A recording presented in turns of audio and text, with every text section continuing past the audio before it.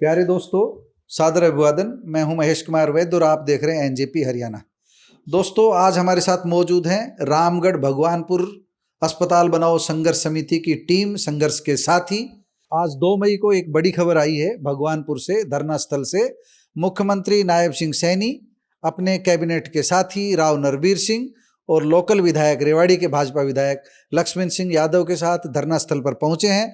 उन्हें गोकलपुर जाना था, एक आश्रम में उन्हें भागीदारी करनी थी। आश्रम जाते हुए उन्होंने ग्रामीणों के बीच अपना काफिला रोका, ग्रामीणों के बीच पहुंचे, इनकी बात सुनी। लंबे समय से संवाद तो संघर्ष समिति का चला ही आ रहा था। मुख्यमंत्री के साथ भी बैठक हुई थी, स्वास्थ्य मंत्री आरती सिंह राव के साथ भी बैठक हुई थी। अलग अलग समय पर अलग अलग बैठकें हुई। कुल मिलाकर के जो शुरुआत हुई थी उसके बारे में हम कामरेड राजेंद्र सिंह और दूसरे साथियों से पूछेंगे। सरपंच प्रतिनिधि भी हमारे साथ मौजूद है, इनसे भी बात करेंगे, अनिल यादव से भी। तो कुल मिलाकर के 2 महीने से हमें ये लग रहा था कि मामला सुलझ जाएगा। थोड़ा तुम झुको, थोड़ा हम झुकेंगे, एक कदम तुम आगे बढ़ो, एक कदम हम आगे बढ़ेंगे, समाधान का रास्ता निकल जाएगा। हमने पहले भी कहा था, जिस तरह कोरियावास में रास्ता निकला, महर्षि च्यवन ऋषि मेडिकल कॉलेज वहाँ पर बना है और उसी कॉलेज परिसर में राव तुलाराम अस्पताल बनाया गया है। इसी तरह एग्जिस्टिंग जो बिल्डिंग है अभी रेवाड़ी के सिविल हॉस्पिटल की, वहाँ 300 बेड का अस्पताल बनाया जा रहा है। लेकिन भगवानपुर को निराश नहीं किया। संघर्ष समिति की जीत हुई। संघर्ष समिति को कुछ बड़ा मिलने जा रहा है, अच्छा मिलने जा रहा है।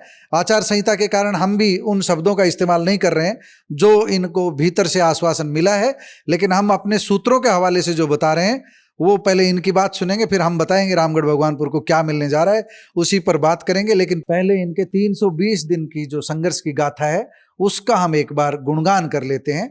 लोकतांत्रिक पद्धति से इन्होंने जो विरोध प्रदर्शन का तरीका अपनाया वह हिंसक नहीं था, वह अहिंसक था, वह बिल्कुल महात्मा गांधी के सिद्धांतों के अनुरूप था। ये धरने पर बैठे रहे, बीच बीच में कड़वाहट आई, लेकिन इन्होंने उस कड़वाहट को दूर किया। बीच में ऐसी बातें भी आई कि आरती सिंह राव को भला बुरा कहा गया, इसलिए राव इंद्रजीत सिंह नाराज हैं।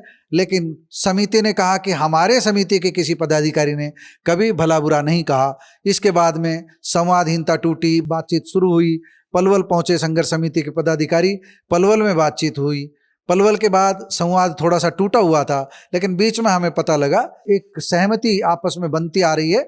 इन्होंने जिद छोड़ी 300 बेड के अस्पताल की। ये 200 बेड के अस्पताल की मांग कर रहे थे, इस बजट में 300 बेड का कर दिया गया।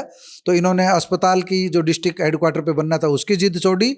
जिद छोड़ने से उधर से जो है इनकी जिद पूरी करने के लिए एक पहल की गई। कोई न कोई अच्छा स्वास्थ्य संस्थान रामगढ़ भगवानपुर को मिलने जा रहा है, उसी जमीन में मिलने जा रहा है जिस जमीन में गांव वाले चाहते थे।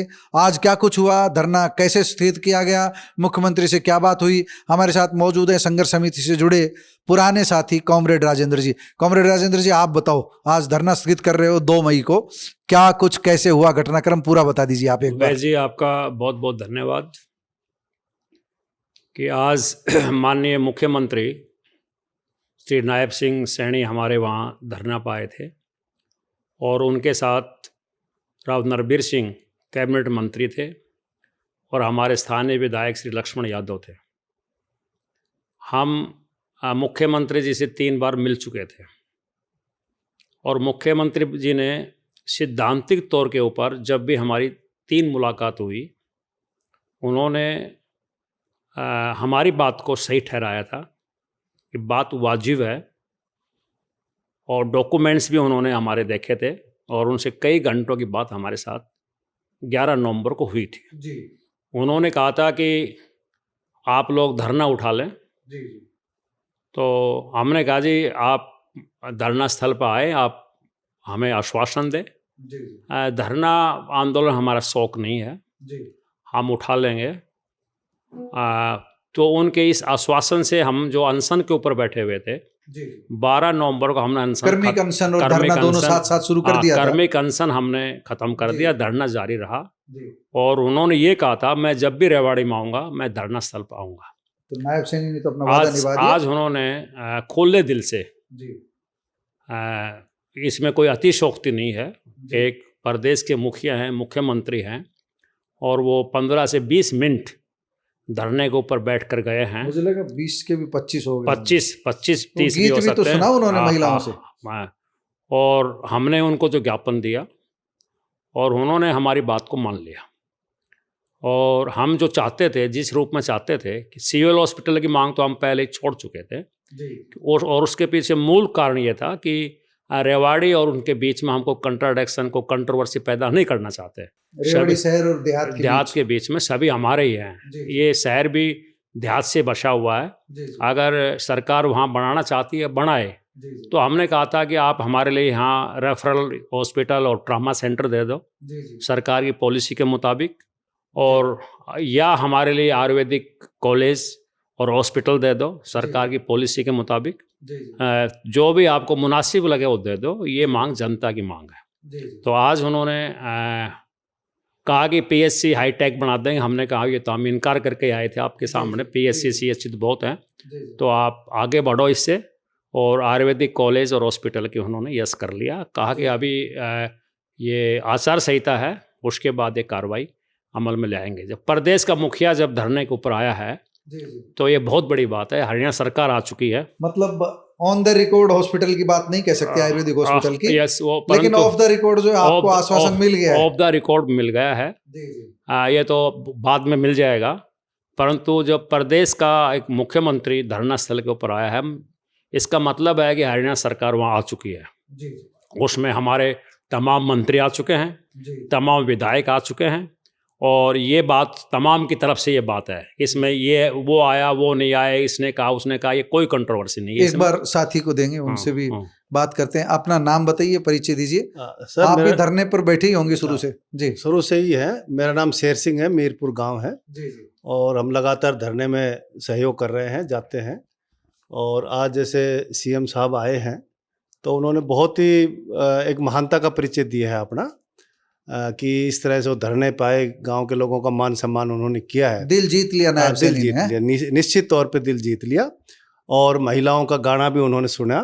तो सबसे बड़ी बात है कि जो सीएम साहब ने हमसे मुलाकात में कहा था चंडीगढ़ कि भाई मैं जब भी रेवाड़ी मेरा दौरा होगा तो मैं धरने स्थल पे आऊँगा, तो वो उन्होंने पूरा किया।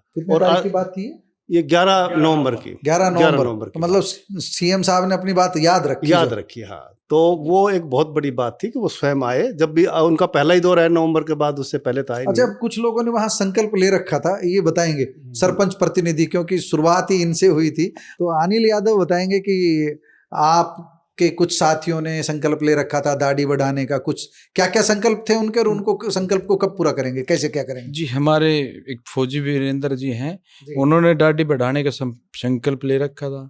एक हमारे जो माता जी है, उन्होंने गुड़गांव ना जाने का संकल्प ले रखा था। गुड़गांव नहीं जाने का? जी, उनके बच्चे गुड़गांव रहते हैं। अच्छा, तो उन्होंने कहा कि मैं जब तक नहीं आऊंगी, जब तक ये अपने गांव में रहूंगी, जब तक मुझे अस्पताल नहीं मिलेगा, ये संकल्प था। हाँ, एक माता जी है, उन्होंने ये संकल्प ले रखा था कि मैं अपने घर कोई प्रोग्राम हो मैं नहीं जाऊंगी, धरने पे जरूर जाऊंगी। एक हमारे जो है अंकल जी, उन्होंने प्रण ले रखा था वो पेट पलनिया का। तो ये लोगों ने अपने अपनी तरफ से जिसने जैसे भी थी धारणा, वो अपने संकल्प ले रखे। तो अब इन संकल्प को पूरा करने के लिए नोटिफिकेशन का इंतजार किया जाएगा? जी हाँ, अभी नोटिफिकेशन का। आप भी गांव से दीजिए इनको, जो क्या नाम है, कहाँ से? मेरा नाम राजकुमार है, रामगढ़ गांव से। रामगढ़ से। जो तो राजकुमार जी, आज धरना स्थगित किया है, कैसा महसूस कर रहे हैं? 320 दिन से धरना चल रहा था, तो कोई किसी ने जूस जास पिलाया? वैसे ही अभी बस एक बार स्थगित कर दिया है? नहीं, वैसे अभी तो कोई जूस वूस नहीं पिलाया, वैसे सीएम साहब के कहने से हमने स्थगित कर दिया है। कामरेड जी को दीजिए, बताएंगे जो कामरेड साहब क्या रहा, कैसे क्या जो? हमने आज सिंपल ये कोर कमेटी जो हमारी है, कोर कमेटी ने फैसला किया कि सीएम साहब को ऑनर करते हुए, उनकी बात का सम्मान करते हुए, सीएम की कही हुई बात बहुत बड़ी चीज़ होती है, और हम इस धरने को स्थगित करते हैं। जब नोटिफिकेशन आ जाएगा, नोटिफिकेशन के बाद जो हमारे जिन्होंने संकल्प लेने वाले जो लोग हैं, फिर विधिवत रूप से अपना कार्यक्रम करेंगे। उसके बाद जनता का पूर्ण रूप से हम धन्यवाद करेंगे, मिठा मुँह करवाएंगे, तब वो विधिवत रूप से करेंगे। अभी हमने धरना स्थगित कर दिया। आपसे कुछ और बात करनी। 2-3 महीने से जो ये प्रयास चल रहे थे, कोई मीडिएटर गांव के थे, बाहर के थे, आरती सिंह राव और आपके बीच जो संवाद चल रहा था, या राव इंद्रजीत और आपके बीच जो संवाद चल रहा था, उसमें कोई भूमिका ऐसे व्यक्ति थे जो निभा रहे थे, जिनका नाम आप लेना चाहें, या पर्दे के पीछे ही रखोगे? आपकी मर्जी। मैं नाम लेना उचित नहीं समझता, परंतु आप जैसे, मैं आप जैसे इसलिए कह रहा हूँ कि आप लाइक माइंडेड आदमी, बहुत इस बात से चिंतित थे कि ये लोग लगातार आंदोलन पर बैठे हैं और इनका रास्ता निकाला जाए। उन लोगों ने प्रयास चलो, करके, हमारे जैसे लोग होंगे कोई हैं? आप जैसे लोगों ने प्रयास करके और एक मध्यस्थता का काम किया और तमाम के जो कम्युलेटिव इफेक्ट बोलते हैं, तमाम के संगठित प्रयास, सामूहिक प्रयास से आज ये परिणाम सामने आया। इसमें संघर्ष कमेटी नहीं, तमाम जनता का, प्रेस का, ऐसी चाह रखने वाले जो दिल से चाहते थे रास्ता निकले, वो सभी इसके पात्र हैं, केवल हम नहीं हैं। अच्छा, संघर्ष के इस 320 दिन के सफर में कौन कौन से पड़ाव, जैसे पहले धरना शुरू, फिर महापंचायत, जो 5-7 पड़ाव है, फिर पद यात्रा, उनका जिक्र किए बिना तो बात अधूरी रहेगी। मैं 2 मिनट में बता देता हूँ। क्या क्या हुआ? 17 जून से ये धरना शुरू हुआ। हाँ जी, हाँ जी, और क्रोनोलॉजी पूरी बता दीजिए। 29 जून को महापंचायत हुई जी, भगवानपुर गांव महापंचायत, भगवानपुर गांव में, और 13 जुलाई को भगवानपुर से और सेक्रेटेरिएट तक पद यात्रा की गई। जी जी 19 अगस्त को जी, धरना स्थल से लेकर बुडानी गांव तक मानव श्रृंखला बनाई गई।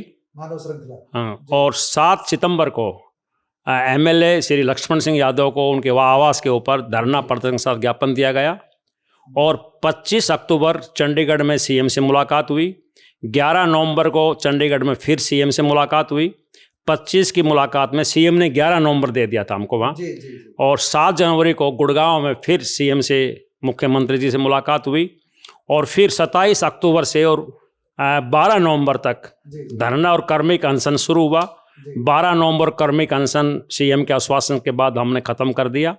21 दिसंबर को हमारा ट्रैक्टर मार्च हुआ, सैकड़ों गांव से होता हुआ। और 18 जनवरी को नेताजी सुभाष चंद्र बोस पार्क में इकट्ठा होकर के रामपुरा हाउस की तरफ महिलाओं ने कूच किया, ज्ञापन दिया वहाँ उनके पीए को। और ये महिलाओं का अपना एक वहाँ धरना देने का भी प्रोग्राम बना था। हमने वहाँ धरने का कैंसिल कर दिया था। वो कैंसिल, वो बात की बात थी। हम उस दिन तो ज्ञापन देकर आए थे।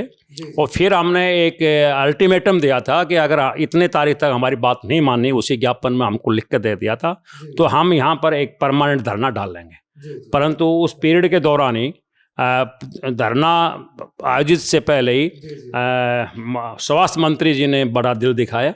और 16 फरवरी को हमको पलवल के अंदर हमको बुलाया गया और उनकी चिट्ठी आ गई थी कि मेरे जब भी समय होगा मैं आपसे बातचीत करूंगी। हम उनका धन्यवाद करते हैं। और 22 मार्च को शहीद भगत सिंह के बलिदान दिवस की पूर्व संध्या के ऊपर 22 मार्च को हमने एक ब्लड कैंप लगाया, जो ब्लड कैंप हमारे आखिरी इवेंट है।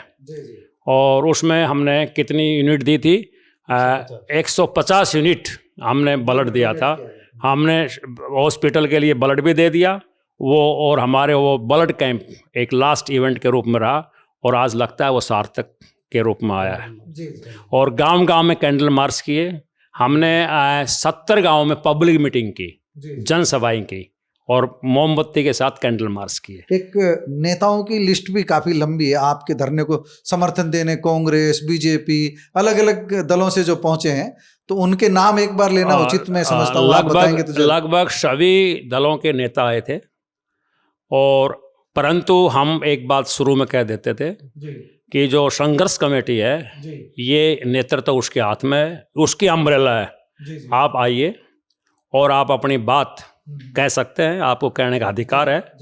परंतु हम उनकी बात वो चलाएंगे ऐसा नहीं है। संघर्ष कमेटी अपनी बुद्धि से चलेगी, वही हुआ। इसमें फिर भी जो आए कांग्रेस से अपने कैप्टन अजय यादव गए थे, भाई चिरंजीव गए थे और विजेंद्र जो पूर्व सांसद वो गए थे। उनके विजेंद्र सिंह, उनके फादर केंद्रीय मंत्री पूर्व वीरेंद्र सिंह गए थे जी। और इसमें दीपेंद्र हुड्डा भी गए। दीपेंद्र हुड्डा भी गए। और इसमें कुमारी शैलजा भी हमारे बीच में आई थी।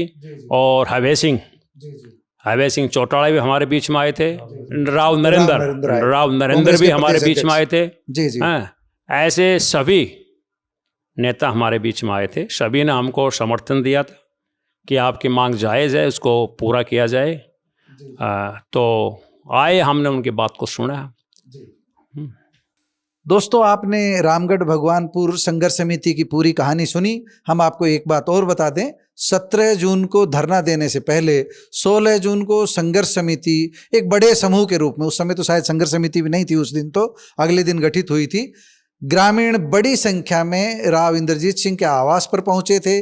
उनका मुलाकात नहीं करना धरने का कारण बना। राव इंद्रजीत सिंह मिल नहीं पाए थे। इसके बाद आपस में सुलह सफाई का दौर चला और आज फ्रूटफुल माहौल में ये धरना स्थगित हुआ है। हमें उम्मीद है अब ये धरना स्थगित का मतलब है हम इसे परमानेंट मान लेते हैं कि धरना उठ गया है। इसलिए मान लेते हैं क्योंकि आश्वासन देने वाला प्रदेश का मुखिया है और आश्वासन जो दिया गया है उसके पीछे पिछले 2 महीने में पर्दे के पीछे बन रही स्वास्थ्य मंत्री आरती सिंह राव और संघर्ष समिति के बीच की रणनीति है। सबसे बड़ी बात यह है कि लोकतांत्रिक तरीके से सारा काम हुआ है। इन्होंने कभी भी हिंसात्मक रास्ता नहीं अपनाया। प्रदर्शन भी किया तो लोकतांत्रिक तरीके से किया। सबसे बड़ी बात यह है आज की युवा पीढ़ी को सबको सीखना चाहिए कि किस तरह लोकतंत्र में अपनी बात मनवाने के लिए धरना दिया जा सकता है, किस तरह क्या क्या हथियार इस्तेमाल किए जा सकते हैं। बंदूक और गोली की ज़रूरत नहीं है, मौन रहकर भी, गीत गाकर भी कई तरह के हथियार इस्तेमाल किए जा सकते हैं और जीत हासिल की जा सकती है। महात्मा गांधी के सत्याग्रह का जैसा इस्तेमाल इस संघर्ष समिति ने किया है वह एक एग्जाम्पल है। 320 दिन बाद ये धरना स्थगित हुआ है। हम इसे यही कहेंगे कि धरना खत्म हो गया है। इनकी मांगे काफ़ी हद तक मान ली गई है, सिर्फ नोटिफिकेशन का इंतजार है। नोटिफिकेशन नगर परिषद रेवाड़ी के चुनाव होने जा रहे हैं, इस कारण अब नहीं आएगा, चुनाव के बाद आएगा। और उसके बाद जो संकल्प ले रखे हैं दाढ़ी कटवाने के लिए हम भी पहुंचेंगे उनके बीच जिस दिन वो आपके साथ ही दाढ़ी कटवाएंगे। तो बहुत बहुत धन्यवाद आपका। हमारे एनजेपी के स्टूडियो में आप लोग आए और एनजेपी से इस दौरान जो भी सहयोग बना हम भी आपके प्रयास में साझेदार रहे हैं। धन्यवाद। और रहे हैं आप, डेफिनेटली रहे हैं। एक गलतफहमी मैं जरूर बताऊं हम जो रही थी जो है आज मौका है कि मैं राव इंद्रजीत सिंह का पॉडकास्ट यहाँ 15 जून था ना, जून था 16 जून को हम वहाँ गए थे। 15 जून को मैंने पॉडकास्ट किया और पॉडकास्ट का प्रसारण किया मैंने शायद 18 को। वो बताया था आपने। वो बताया। उसके बाद ग्रामीणों को लगा यार वैद जी जैसे वरिष्ठ पत्रकार ने राव साहब से धरने का ही सवाल नहीं पूछा। तो जब रिकॉर्ड हुआ था उस समय धरना शुरू ही नहीं हुआ था, इस कारण वो था। मैं तो धरने के बीच भी कह करके आया, तो मेरे प्रति जो धारणा गलत बनाई गई थी उसको सुधारा मैंने खुद जा करके, क्योंकि लोकतंत्र में अपनी बात जब जा करके लोगों के बीच कहोगे तभी समझ आती है। संवादहीनता से दूरियां बढ़ती है, संवाद से दूरियां कम होती है। आपका बहुत बहुत धन्यवाद। आप चारों एनजेपी के स्टूडियो में पहुंचे, आपका बहुत बहुत धन्यवाद। धन्यवाद आपका, बहुत बहुत बधाई, धन्यवाद। कामयाबी। Thank you.